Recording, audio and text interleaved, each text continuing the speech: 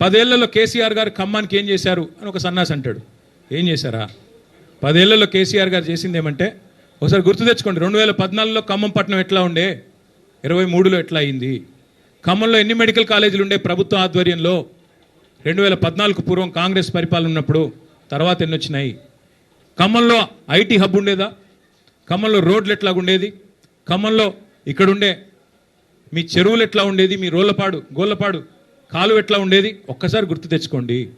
కొత్తగూడెం జిల్లా చేయడమే కాదు, 2 మెడికల్ కాలేజీలు ఇవ్వడమే కాదు, సీతారామ ప్రాజెక్ట్ లాంటి అద్భుతమైన ప్రాజెక్టు, జిల్లాలోని ప్రతి ఇంచుని ప్రతి అంగుళాన్ని తడిపే ప్రాజెక్టే కాదు, ఇవాళ ఖమ్మానికి కేసీఆర్ గారు చేసినంతగా ఎవరైనా చేశారా ఒక్కసారి గుండె మీద చేసుకొని చెప్పమని నేను కోరుతా ఉన్నా. అట్లాగే నేను రేవంత్ రెడ్డిని అడుగుతా ఉన్నా, సూటిగా అడుగుతా ఉన్నా, దమ్ముంటే మగాడివైతే చెప్పు, నీ సీటుకు ఎవడెసరు పెడతాడో అని చెప్పి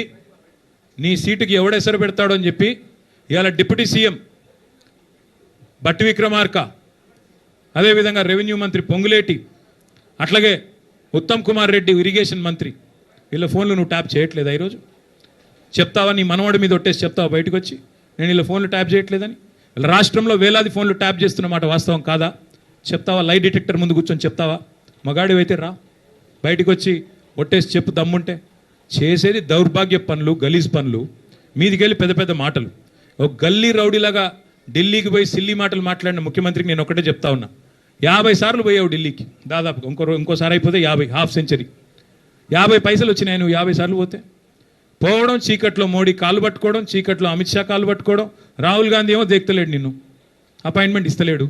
ఇక ఈయన నా గురించి మాట్లాడతాడు, నేను చర్చకు రారా అయ్యా, నీ సవాలు నేను స్వీకరిస్తున్నా అంటే పారిపోయాను, మళ్ళీ నన్ను అంటాడు నేను పారిపోయిన పిరికి పందని అంటాడు. పారిపోయి ఢిల్లీలో దాక్కున్నది నువ్వు, నేను కాదు. సొంత ఛాలెంజ్ని కూడా స్వీకరించలేవు నువ్వు.